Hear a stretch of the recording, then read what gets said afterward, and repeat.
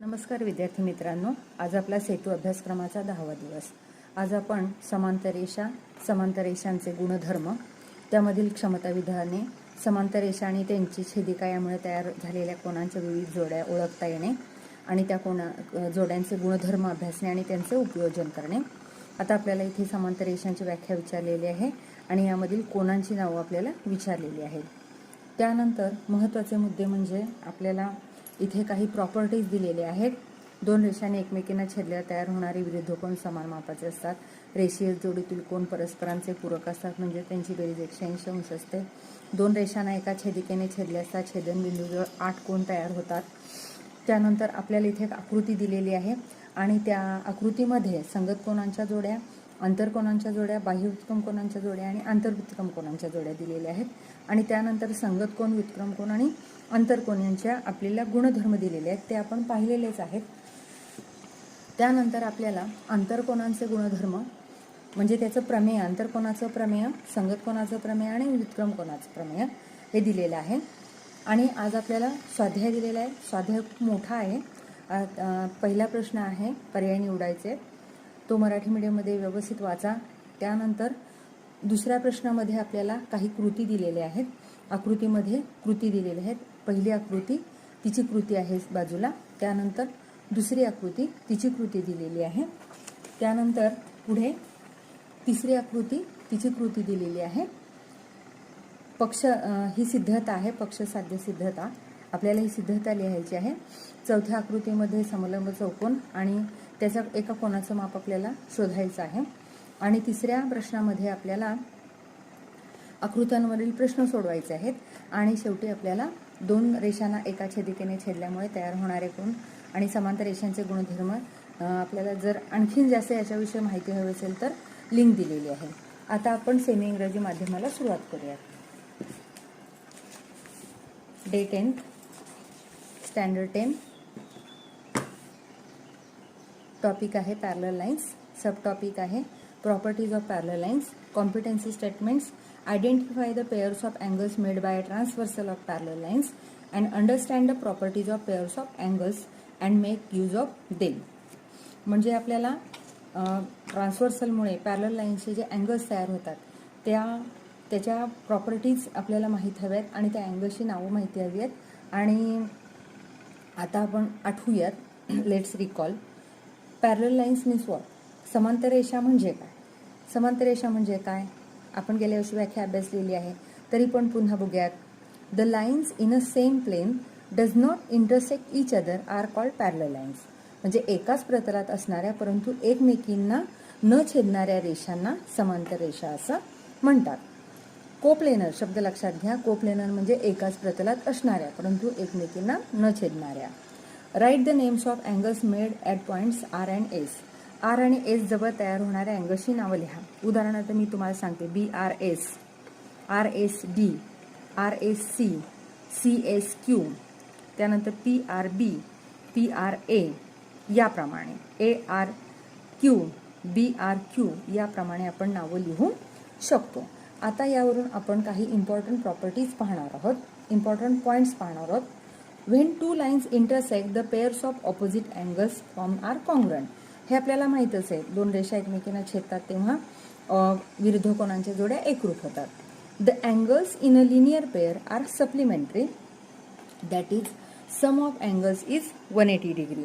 म्हणजे linear pair रेषीय जोडीतील कोनांची बेरीज किती असते? नेहमी 180 डिग्री याप्रमाणे.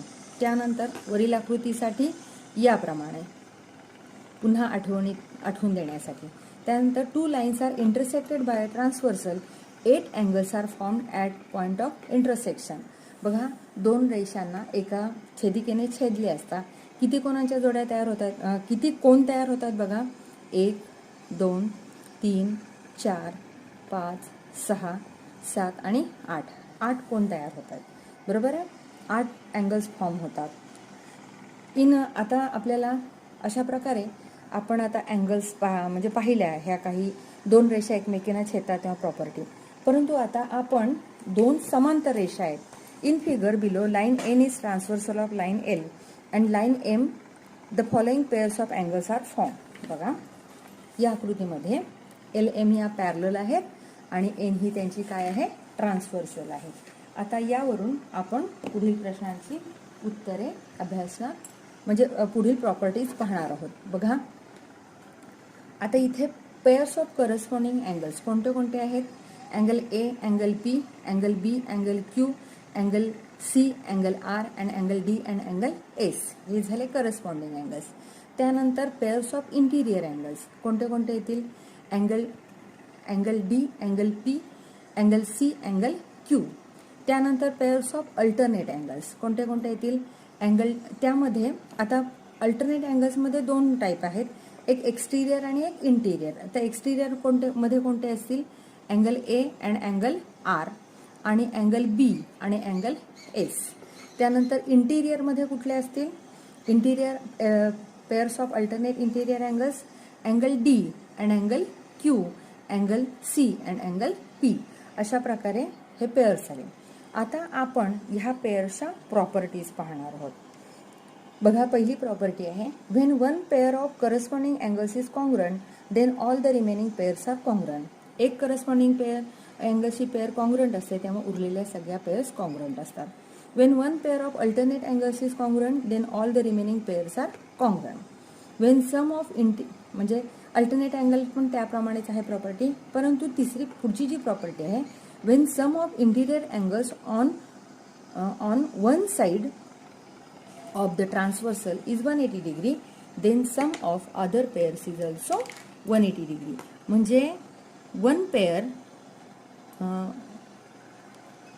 on one side, एक पेअर एका बाजूची एक पेअर जर 180 डिग्री असेल, तिची सम एका साईडची जर पेअर आहे त्यांची जर सम 180 डिग्री असेल, तर उरलेल्या दुसऱ्या पेअरची सुद्धा सम किती असणार आहे? 180 डिग्रीच असणार आहे. त्यानंतर इंटिरियर अँगल थेरम म्हणजेच ती प्रॉपर्टी पहा, if two parallel lines are intersected by a transversal the interior angles on either side of the transversal are supplementary. म्हणजे आता आपण ज्याप्रमाणे जे प्रॉपर्टी पाहिली तीच, की जर एका साईडचे इंटिरियर अँगल सप्लिमेंटरी असतील तर दुसरे सुद्धा कसे असतात, दुसरी पेअर सुद्धा सप्लिमेंटरी असते. त्यानंतर corresponding angle theorem, the corresponding angles form by a transversal of two parallel lines are of equal measure. दोन पॅरलल लाईन्सला एका छेदिकेने छेदलं तर काय होणार आहे? करस्पॉन्डिंग अँगलची एक पेअर जर कॉन्ग्रुएंट असेल तर दुसरी पेअर सुद्धा कॉन्ग्रुएंट असेल. आणि अल्टरनेट अँगल थेरममध्ये बघा, the alternate angles form by a transversal of two parallel lines are of equal measure. म्हणजे अल्टरनेट अँगल सुद्धा कसे असतात? कॉन्ग्रुएंट असतात. आता यावरून आपण ह्या ज्या प्रॉपर्टीज पाहिल्या आणि हे जे थेरम पाहिले, याच्यावरून आपण आता एक्सरसाइज सोडवणार आहोत. आजचा विद्यार्थी मित्रांनो, आजचा एक्सरसाइज खूप मोठा आहे. पहिला क्वेश्चन बघा, थोडा मी जरा इथे ठेवते, वाचूयात आपण. Question 1, choose correct alternative. A transversal intersects two parallel lines. If the measure of one of the angle is 45 degree then the measure of interior angle. Interior angles म्हटलेलं आहे. कोणती प्रॉपर्टी वापरायची? Interior angles are supplementary. म्हणजे याचा interior angle म्हणजे हा angle आणि त्याचा इंटिरियर अँगल आपण जर म्हटला, समजा एक्स म्हटला, तर त्यांची टोटल किती असणार आहे? 180 डिग्री. म्हणजे आपल्या याच्या जोडीच्या दुसऱ्या अँगलचं मेजर किती असणार आहे? 180 - 45. हे तुम्ही शोधायचं आणि इथे उत्तर लिहायचं आहे. त्यानंतर पुढचं एक्झाम्पल बघा, when two lines intersected by a transversal the pairs of corresponding angles are in number. How many numbers? Corresponding अँगल्सच्या किती पेअर्स तयार होतात? तर करस्पॉन्डिंग अँगल्सच्या आपण पाहिल्या किती पेअर्स तयार झालेले आहेत. बघा इथे करस्पॉन्डिंग अँगल्सच्या 1, 2, 3, 4 किती पेअर्स तयार झालेले आहेत? 4 पेअर्स तयार झालेले आहेत. ते आन्सर तुम्ही लिहायचं आहे इथे. त्यानंतर तिसरं बघा, two parallel lines are intersected by a transversal the measure of one of the alternate angles is 85 degree then the measure of the other angle is. आता अल्टरनेट अँगलची प्रॉपर्टी काय आहे? Alternate angles are congruent. म्हणजे आता ही 85 आहे तर त्याचा दुसरा अल्टरनेट अँगल पण किती असणार आहे? तेवढ्याच मापाचा असणार आहे. त्यानंतर ॲक्टिव्हिटी बघा इथे, in figure line AB parallel line CD PQ is transversal intersects at point R and S. Activity दिलेली आहे. Measure angle ARS is equal to corresponding angle विचारलेला आहे ARSचा. याचा करस्पॉन्डिंग अँगल कुठला असणार आहे? अँगल बघा, हा इकडचा अँगल असणार आहे CSQ. Angle CSQ. एक तुम्हाला ॲक्टिव्हिटी देते म्हणजे तुम्हाला दुसऱ्या सोडवता येतील त्यानंतर. मेजर अँगल PRB हा आहे मेजर अँगल PRB. तर याचा अल्टरनेट अँगल कुठला असणार आहे बघा. आता याचा अल्टरनेट अँगल या दिशेचा आपण एक्सटेरियर अल्टरनेट अँगल घ्यायचा, तर तो कुठला असणार आहे अँगल CSQ. म्हणजे PRBचा CSQ एक्सटेरियर अल्टरनेट अँगल आलेला आहे. आता मेजर अँगल BRS 60 डिग्री म्हटलेला आहे बघा. हा मेजर अँगल BRS हा जर अँगल आपल्याला 60 डिग्री दिलेला आहे, इथे थोडं खाली येऊयात, मेजर अँगल BRS 60 डिग्री आहे, तर आपल्याला विचारलेलं आहे देन मेजर अँगल RSD किती असेल, तर RSD किती असेल, R आणि S हे दोन्ही अँगल्स कसे आहेत, इंटिरियर अँगल्स आहेत. तर RSDचं मेजर किती असणार आहे, प्रॉपर्टी ऑफ इंटिरियर अँगल्स वापरायचे आहे बरोबर. म्हणजे याचं मेजर किती असणार आहे 180, कारण त्यांची सम किती असते 180 डिग्री. 180 - 60 म्हणजे हे मेजर किती झालं 120 डिग्री. आणि त्यामुळे काय झालं मेजर अँगल बघा हा मेजर अँगल CSR, इकडचं CSR मी जांभळ्या ह्याने लिहिते. मेजर अँगल CSR आपण इथे डॉट देऊयात. CSR plus measure angle RSD हे मेजर. तर हे किती असणार आहे, हे बघा प्रॉपर्टी बाजूला लिहिलेली आहे angles in linear pair. Angles in linear pair किती असणार आहे, त्यांची टोटल 180 डिग्री असणार आहे. याप्रमाणे आपण ही ऍक्टिव्हिटी सोडवायची आहे. त्यानंतर आपण आता दुसऱ्या ऍक्टिव्हिटीमध्ये आपल्याला ह्या लाईन L आणि M पॅरलल दिलेले आहेत. N त्यांची ट्रान्सव्हर्सल आहे. L parallel M given DF. आता D आणि F हे कशा प्रकारचे अँगल्स असणार आहेत, हे असणार आहेत अल्टरनेट अँगल्स. त्यानंतर आपण पुढचा भाग बघूयात. Angle D = 70 degree. मग F1 किती होणार आहे 70 डिग्रीज होणार, कारण ते कसे आहेत अल्टरनेट अँगल्स. आणि F आणि G, अँगल F आणि G बघा, अँगल F आणि अँगल G हे कशा प्रकारचे अँगल्स आहेत, F आणि G लिनियर पेअर्स आहेत. इथेच आपल्याला सूचना दिलेली आहे linear pairs. Therefore 70 + G = 180 degree. मग देअरफॉर अँगल G = ही वजाबाकी तुम्ही करायची आहे. त्यानंतर पुढची बघा, ही पुन्हा पॅरलल लाईन्स वरतीच आहे. Line L parallel line M. Two parallel lines are intersected by a transversal. The corresponding angles are congruent. Prove this using activity. आता ही प्रूफ आहे, हे मी तुम्हाला देते सोडून. Given line L parallel line M. To prove angle A congruent angle. आता इथे कोणते angles आहेत करस्पॉन्डिंग अँगल. A चा करस्पॉन्डिंग अँगल कुठला झाला अँगल B. हे आपल्याला टू प्रूव्ह करायचं. टू प्रूव्ह हे लिहायचं. त्यानंतर प्रूफ बघा, अँगल A प्लस अँगल कुठला असेल बघा, अँगल लिनियर पेअर. ए आणि कुठल्या लिनियर पेअरमध्ये आहे अँगल C आहे. हे दोन लिनियर पेअरमध्ये आहेत. त्यानंतर dash dash plus angle C = 180 degree. Property of interior angles of parallel lines. कोणता आणि कोणता अँगल पॅरलल लाईन्सचा इंटिरियर अँगल्स प्रॉपर्टी C आणि B. अँगल C आणि अँगल B. इथे अँगल B लिहिणार आपण. Therefore angle C plus A plus angle C = angle B plus angle C. AC आणि BC ह्यांची पण टोटल किती झाली 180 degree. Therefore angle A = angle B. याप्रमाणे इथे CC दोन्हीकडे कॉमन आहे, त्यामुळे अँगल A = अँगल B. याच्यावरून आपण काय प्रूव्ह केलं की दोन पॅरलल लाईन्स असतील तर करस्पॉन्डिंग अँगल्स कसे असतात कॉंग्रुएंट असतात. त्यानंतर इथे आपल्याला एक ट्रॅपेझियम दिलेला आहे. In figure quadrilateral PQRS is a trapezium. Side PQ parallel, side SR PQ SR ला पॅरलल आहे. S65 दिलेला आहे. आता PAC ट्रान्सव्हर्सल घ्यायची आणि याप्रमाणे बघा angle P plus angle property of interior angle वापरायची आहे. Interior angles are supplementary 180 degree. 180 मधून 65 मायनस करायचे आणि उत्तर काढायचं आहे. त्यानंतर पुढचा जो प्रश्न आहे तो बघा, अँगल Cचं मेजर 50 डिग्री दिलेला आहे. आता इथे तुम्हाला काही जास्त सांगायची गरज नाही.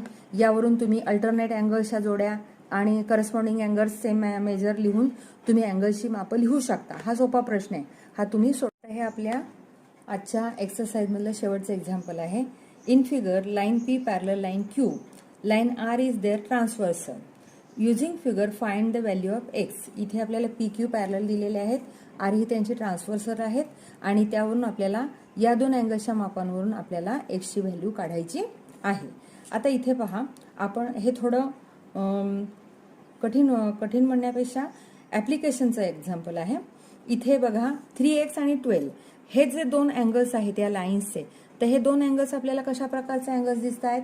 अल्टरनेट अँगल्स दिसत आहेत. मग आपण कुठली प्रॉपर्टी वापरणार? अल्टरनेट अँगल प्रॉपर्टी वापरून हे दोन अँगल्सची मेजर कशी झाली? सेम झाली. पहा, म्हणजे 3x + 12 = 120 degree. Therefore 3x + 12 = 120. Therefore 3x = 120 - 12. Therefore 3x = 108. Therefore x = 108 divided by 3. Therefore x = 36. म्हणजेच x ची व्हॅल्यू किती आलेली आहे? x = 36 degree. एक्सचं मेजर आलेलं आहे 36. अशा प्रकारे आपण हे एक्झाम्पल सोडवायचं आहे.